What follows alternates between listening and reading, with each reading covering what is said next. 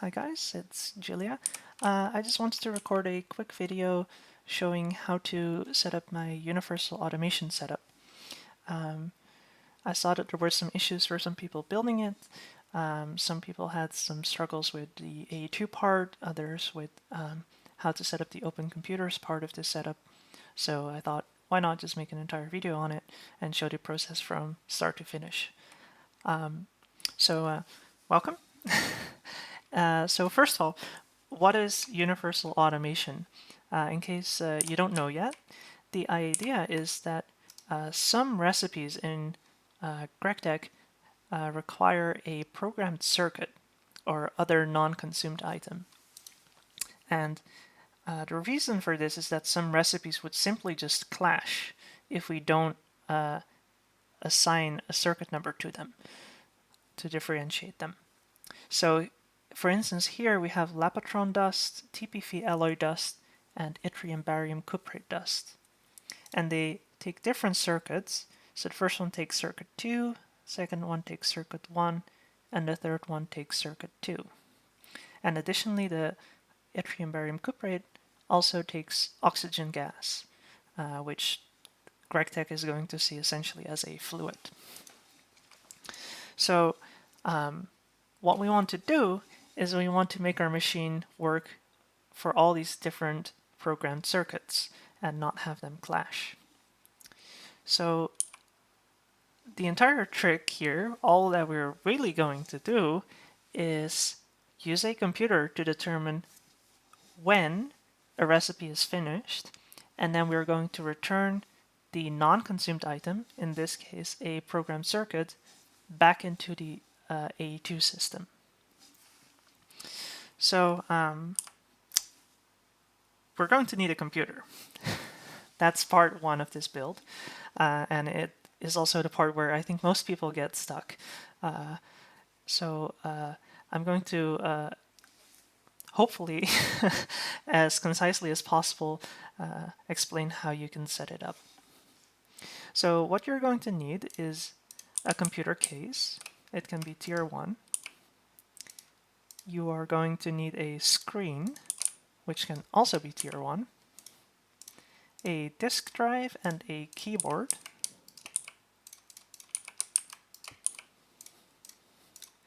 And you'll need some power source for this. I'm just going to use a neutronium energy cell because I'm in creative. And that's all the blocks you'll need, but then you'll also need some components for the computer itself. You'll need 2 memory cards, a hard disk, a CPU, which can just be tier 1. Let's put those in. Additionally, you'll need a graphics card, an OpenOS floppy disk, and an EEPROM with the LuV BIOS on it. So the floppy disk goes into the disk drive, and the graphics card and EEPROM go into the computer casing. Now, if you're a bit further in progression, you might actually be able to make a better casing and better screen, and if you can, I would really recommend you do that, because the computer casing 3 can actually take the floppy disk inside, so you won't even need to make the disk drive. And additionally, you can make an APU, which is both a CPU and graphics card in one, so you won't need to make a graphics card. There have been some issues where people have not used enough memory in their computer. We're going to try to make our own EEPROM, and for that we'll need to open a program, and if you use only one memory card, you might not have enough memory to actually run it, so it might crash. So if you find you're having troubles, maybe try putting a little bit more memory into your computer. All right, let's boot it up.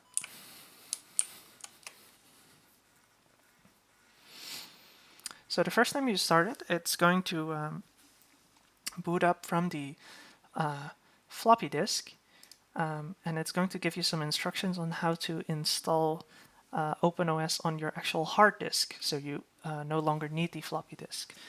So let's just follow the instructions. It's very straightforward. Say yes.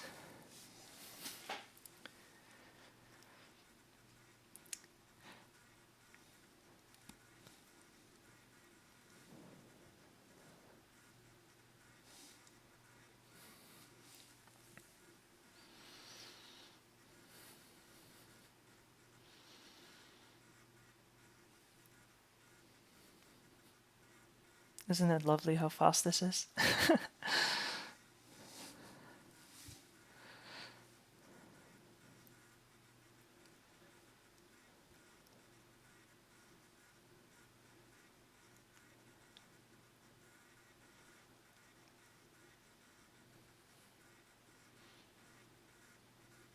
Almost there.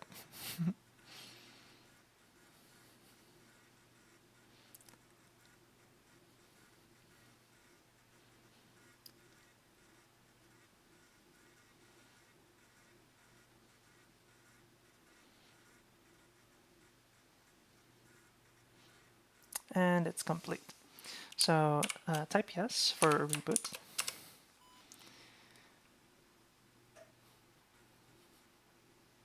And there you go. You now have your own computer with OpenOS on your hard disk. And it should say, oh, of course I crashed it now, but I just wanted to show, it now has OpenOS on here. And it no longer needs this disk drive, so let's get rid of that. And turn the computer back on, because I kind of just took out the hard disk while it was running, which is not a good idea. All right, awesome. So if you did everything right, it should no longer give you a message to install OpenOS because it just already is running OpenOS. So now we're going to install the program for our universal automation setup. So to do that, just type edit and then universal.lua. Again, if this doesn't open and it crashes at this point, it might be because you do not have enough memory. Right.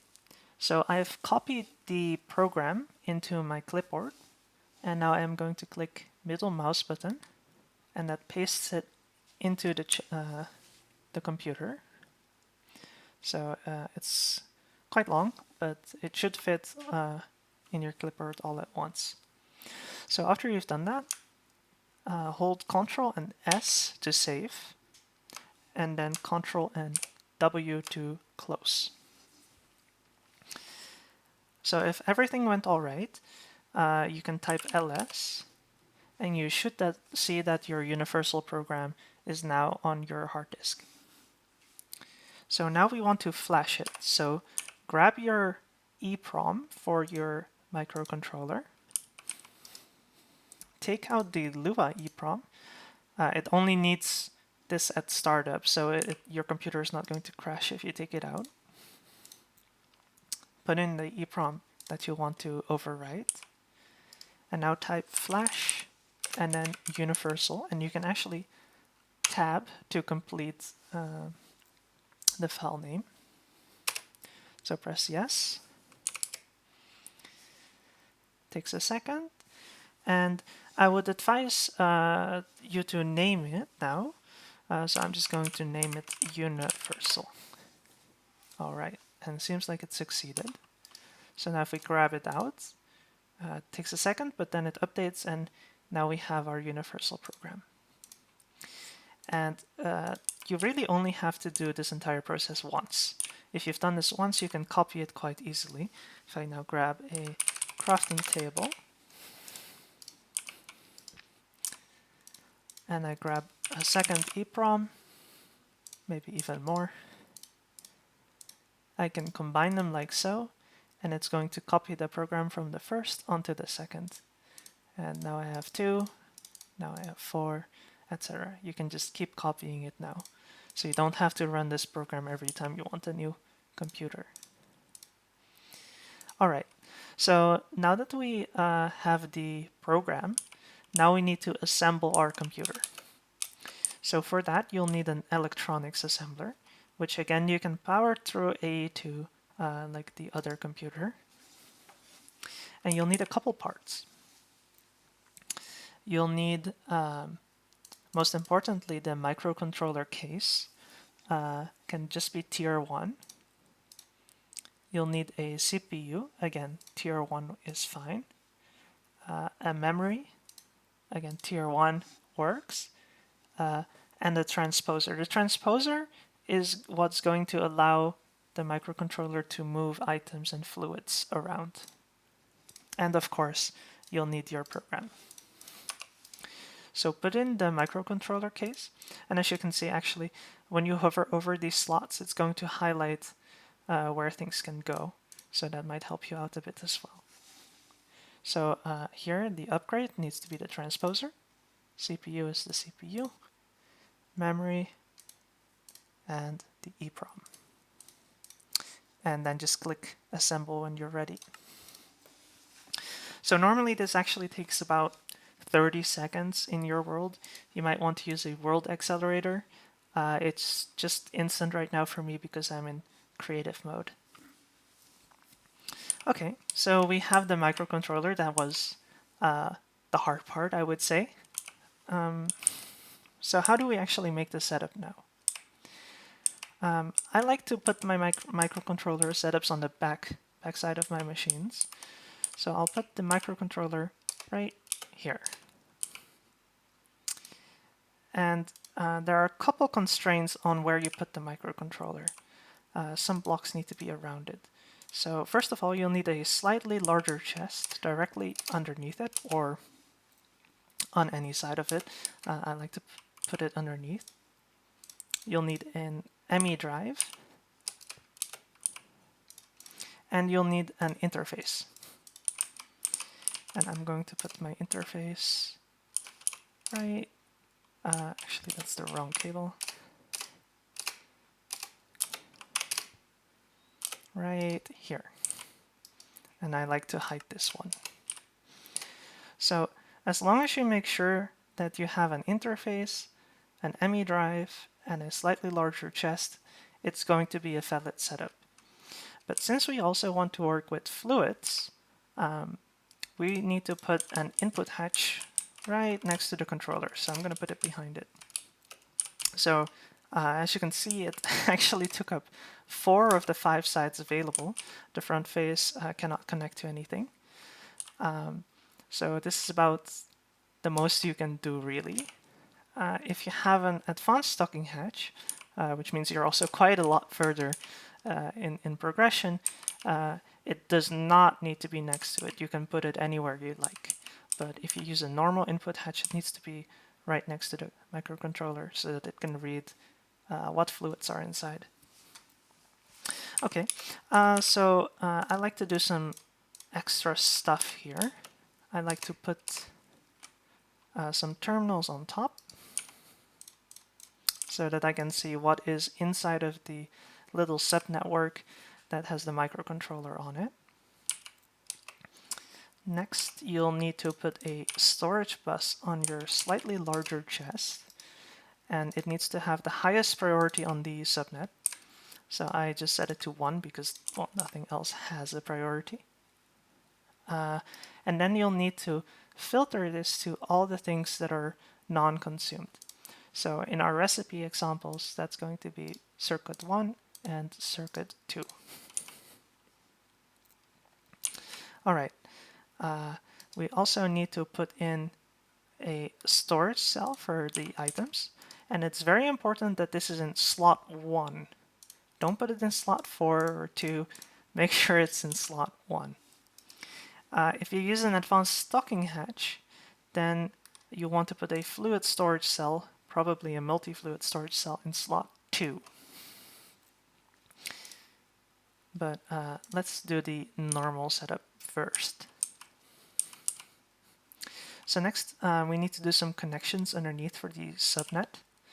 So we need a fluid storage bus for the fluids going into the input hatch. And again, just like the non-consumed items chest, it needs to be priority 1, which is the highest priority on the subnet. And then we connect up some cables here. And finally, you will need an advanced stocking input bus. This is also the block that makes it so that the requirement is that you're at least in LuV, and that is because you need 4 slices of an assembly line to make this block. It's not very expensive, but it is tiered behind the assembly line. So once you've placed this, make sure to toggle this option, which allows it to pull items from anywhere in the subnet. And when you right click on this, you can get some extra options. The first option here is for how often it should check if there are new items inside. I like to set it to 2 ticks. You can set it to 1 tick if you like. I've not seen any advantages of it. I've also not really seen any disadvantages of it. But if you are on a server that's maybe not super performant, then consider making this refresh time a bit higher. Finally, you need to toggle this here so that it does a recipe check when there are new items inside of the subnet. That's very important. Okay, so next. Now we need to set up a controller. I like to do this and then drag a cable down. So I have neutronium energy cells in my system. You might have dense energy cells or just glass fiber cables. The reason you might want to consider using dense energy cells or neutronium energy cells is to prevent server lag. Because if it needs to do a lot of steps to see if there's power in the network, that could be really bad for your server performance. So next I'm going to bring the mainnet down. So pink is the mainnet here and light blue is the subnet. And also connect here this interface.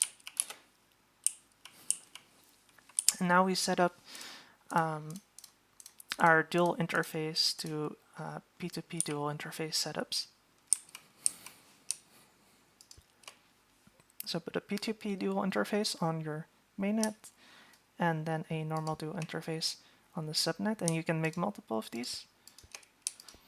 Depends on how many patterns you have. So I like to set it up like this, and then if I need more patterns, I bring down a line here as well. And if that's not enough, then I mirror this setup on the other side so I can get up to 16 interfaces on one machine. But that's very unlikely that you'll need that many. Okay, so very important now. I'm just going to remove these because I only need one for this demonstration. The inserting P2P interface needs to be on blocking mode.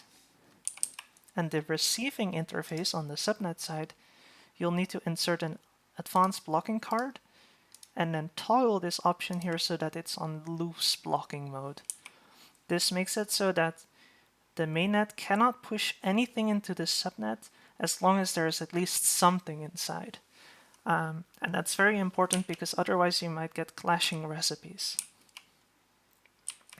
Okay, so that's pretty much all you need to do. Make sure to turn on your microcontroller. If you right-click it, you can turn it on.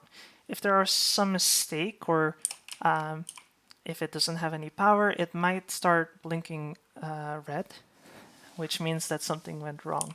In that case, you can grab an analyzer from OpenComputers and shift right-click. And it will give you some information about what's going on with the computer, and if it crashed, it will give you the last error message. Okay, so but because it's just a green light, it means that everything was successful. Okay, good. So let's go to the machine setup. You'll most likely want to run your machines with batch mode enabled.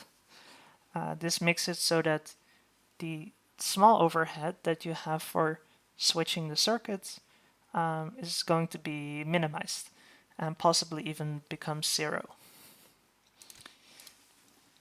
And in this example, will just be voiding everything because I have infinite of everything. I don't really care about it. So that's not really part of this example. So now on to the last part, and that is how to actually pattern these recipes. It's very straightforward. Let me grab some patterns. You'll just want to shift click it in, and then grab the programmed circuit and put it in the inputs. So that's the first one. That's the second one. And that's the third one. And now just put them in your dual interface.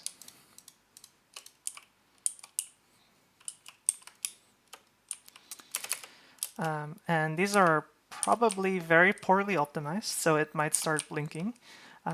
So you might want to scale up how much it's doing. But you can also press the double button here. So I'm just going to press this a couple times. This does mean it takes more programmed circuits, so let me actually grab it out again and remove that.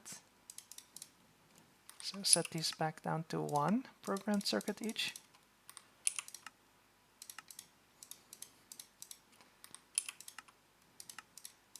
And put that back. All right, now let's try it out. So first let's order like, I don't know, 10K Lepatron dust. And yes, as expected, it's blinking a little bit because it's not patterned that big, but it is running. So what is happening is that it's pushing the items, except the programmed circuit, into the disk. And we can see what's going on here. And the non-consumed item is being pushed into the larger chest, slightly larger chest, and then once the disk is empty, gets sent through the ME interface back into the system. So we might be able to catch it here. It's too fast. We can't even see it. But yeah, that's what's happening. We see like, okay, the program circuit is the last thing, and then it pushes it back. So that worked for program circuit 2. Let's cancel this, and let's try TPV alloy. There we go. And seems this is balanced a bit, or scaled a bit better.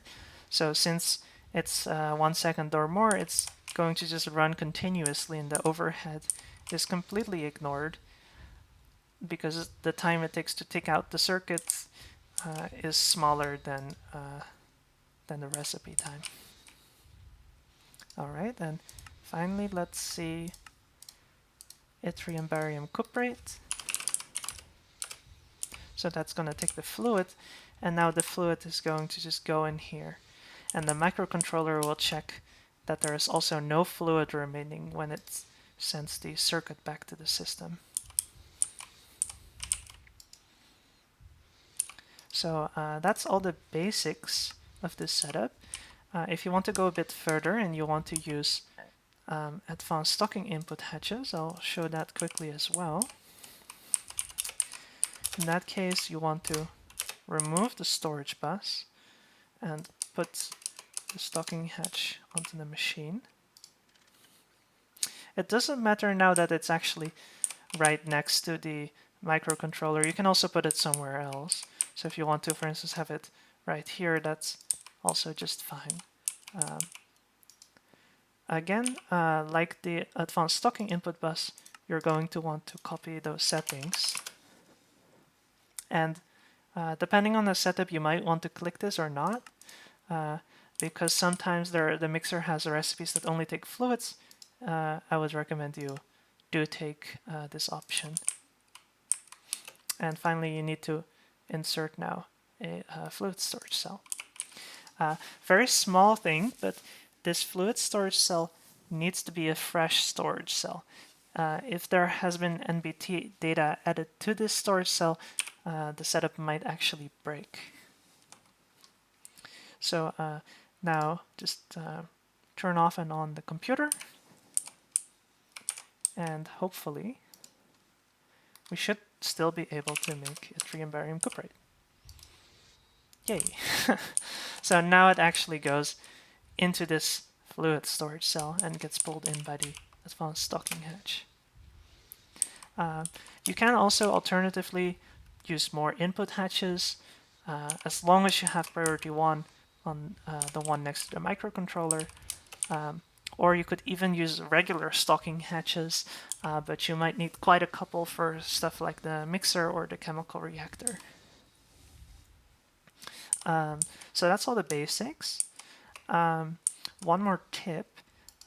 You can actually take an EEPROM and just shift right click it into a computer. So I now took out the universal program and put in the Lua EEPROM. So obviously the setup is not really going to work anymore now. But there we go. I'll put it back in. So I was still running that program. It's a bit weird because it only loads it at the very start. But that might be a quick way for you to upgrade the program if there were any mistakes. You can also craft, so if I have the microcontroller, you can also craft it together with an EEPROM to put it in and take out the old one. And if you hold shift over it, you can see what's inside to make sure that it's correct. All right, so that's how to build one of these setups from scratch. I hope it was useful. This was kind of unprepared and whatnot. So feel free to ask any questions if something was not clear. All right, thank you for watching.